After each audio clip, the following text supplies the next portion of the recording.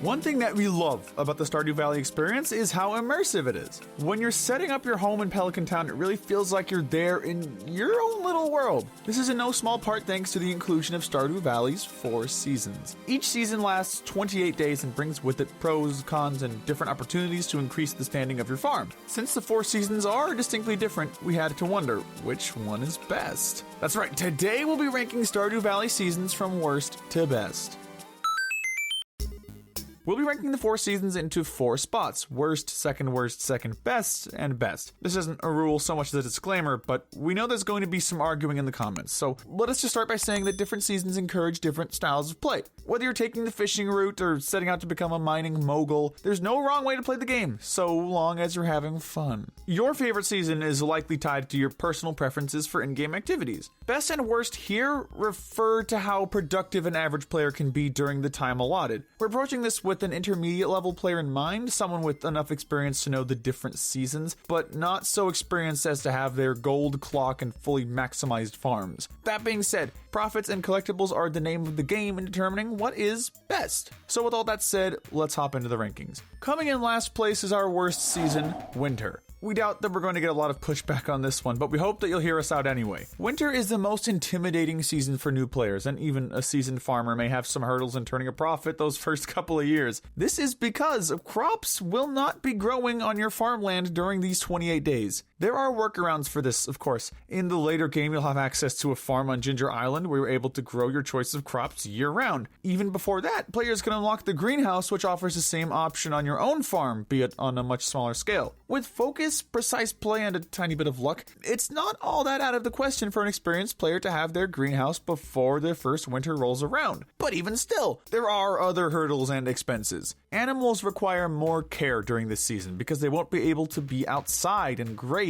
Since weeds and grass don't appear until spring, you also won't be able to harvest grain for them. This means you'll have to have a silo built, grain stored, or you'll be paying Marnie out of pocket for all that your animals eat. You'll also have to pay her for a heater if you want to keep the happiness level of your animals up. Those of you watching may not remember, but 2000 G feels like a lot of money in the early game. What we're saying is that making it through a healthy winter requires a lot of preparation. All this to turn less of a profit than you would be able to if you were still growing crops. Winter also features one of the game's worst festivals, the Festival of Ice. No judgment if you enjoy this one, as it does feature the fan favorite fishing minigame, but it's not exactly the most lucrative festival. The concept of winning fishing gear is fun, but the tackles and hooks you're able to earn that first year pale in comparison to their competitors. Unlike events from other festivals, participation in the ice fishing competition is mandatory if you're in attendance, making it feel more like a chore than other optional events. Before wrapping up this entry, we do want to give Winter some credit though. For all its drawbacks, there's a lot to love. If you, like us, are not impressed with ice fishing, you may be more pleased by the Festival of the Winter Star. This Christmas-esque holiday event features a secret gift-giving opportunity. While this can feel like an obligation, it's also a great opportunity to significantly raise your heart meters with whomever is randomly assigned to you, but we saved the best for last. Winter is the only season to feature the Night Market. The Night Market is very important for any completionists of the game. Aside from having a variety of merchants and free coffee for each of the 3 nights, the Night Market allows players to access the fishing submarine. This is an absolutely vital point for anyone hoping to get the Master Angler achievement,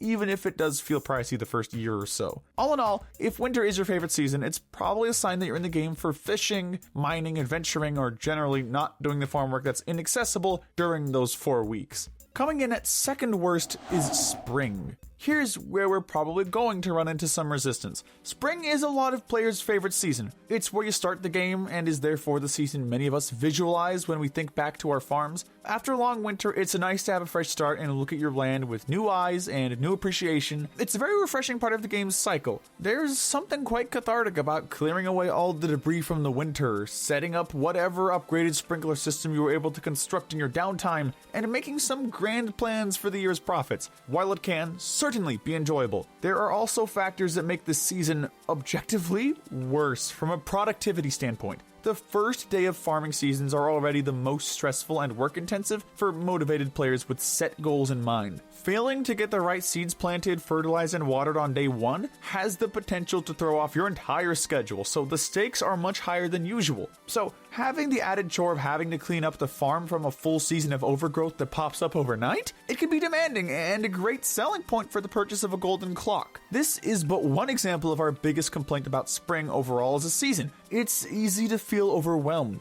Our second biggest complaint? The festivals. Spring, like all seasons, features 2 unique festivals. One is the Egg Festival, which we would argue is a lot of fun, despite its initial challenge. Put aside the fact that you and Abigail are the only 2 adults in what seems to be a children's egg hunt, and just appreciate the fact that you get to participate. Like the fishing minigame during the Ice Festival, participation is mandatory for the player character. Unlike the fishing minigame, however, there isn't anything else like it during the rest of the year, so you're less likely to get burnt out on egg hunting than on fishing, which you can do all 112 days of the year if you so choose. The drawback is that it's even less lucrative if you manage to win. Spring's other festival is the Flower Dance, which we would argue is one of the worst events of the game. It has its time and place. Yes, if you're trying to raise your heart level with a single NPC, you can do so by asking them to dance. If they accept, your heart level will increase significantly. Of course, if you're not already at 4 hearts or higher with that NPC, you'll have to face the heart-crushing rejection. Participation in the dance is not mandatory, but watching the flower dance is. This would be like rubbing salt in the wound if you were just turned down by your virtual crush. The festival also gets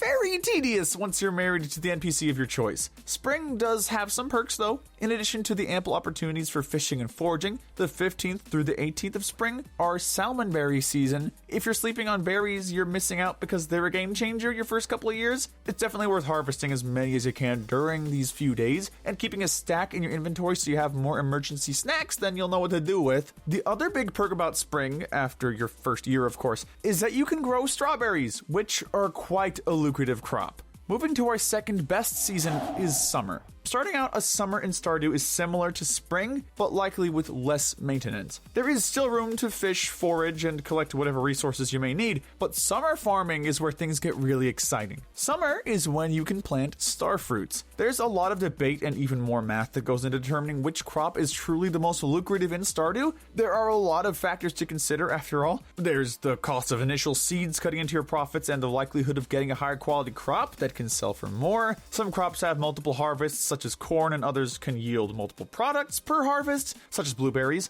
but many players find that the sweet spot of effort to value comes in at starfruit. The base price of a single starfruit is 750G, making it the second highest value crop in the entirety of the game. The sweet gemberry technically does sell for more with a base price of 3000G per fruit, but seeds are a lot of work to get and take nearly the full season to grow. While you can mass produce them, it'll be a long uphill battle to get that started, and you'll still only be getting 1 harvest per season. Getting all the rare seeds you'd need would require lots of gold, lots of time in front of the seed maker, and likely at least a couple fails to get it done. With starfruits, you're able to just purchase seed packets for an easy return, and 2 harvests per summer. Trust us when we say it's a lot less stressful. If you prefer a crop you only have to plant once, summer still has plenty of options for you there as well, including corn, which will carry over until fall. As for festivals, they're a bit of a mixed bag. One of the most secretly useful festivals of the game is the season's annual luau. While it might not seem like a huge deal on the surface, adding a good ingredient to the potluck can increase your friendship level by up to 120 points with the villagers. If you're struggling to manage social obligations while turning a profit, this can be a huge boost. Summer's other festival is the Dance of the Moonlight Jellies. The beautiful soundtrack and visuals of the Jellies migration have made this festival an unlikely fan favorite, despite the fact that it is less interactive. In terms of usefulness, it's worth mentioning that this festival is also one of the most reliable places to buy sea foam pudding,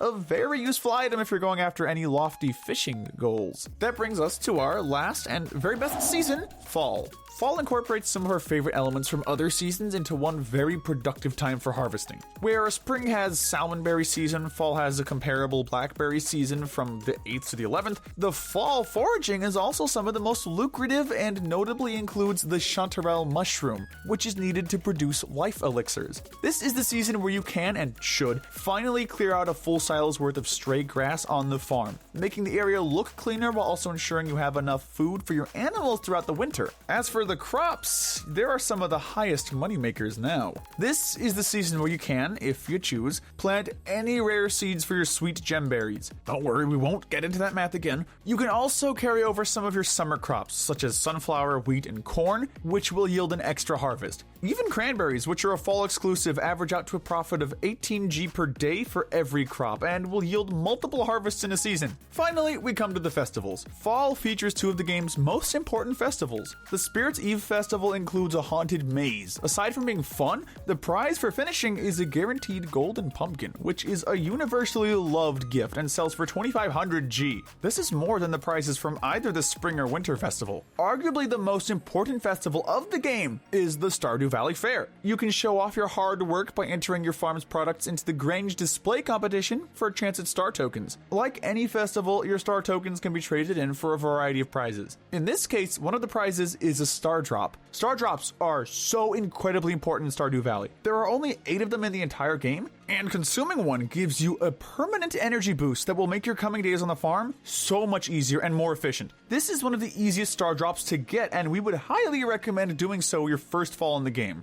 If you don't win the Grange display or are still short some star tokens, you can get more by either purchasing them or playing a variety of fun, exclusive minigames offered by the festival once in an in-game year. And that's been it. Our list of Stardew Valley seasons ranked from worst to best, but we want to hear from you. Let us know in the comments down below what your favorite season is and why. If you need a one-up, make sure to hit that notification bell for more gaming videos. Thanks for watching,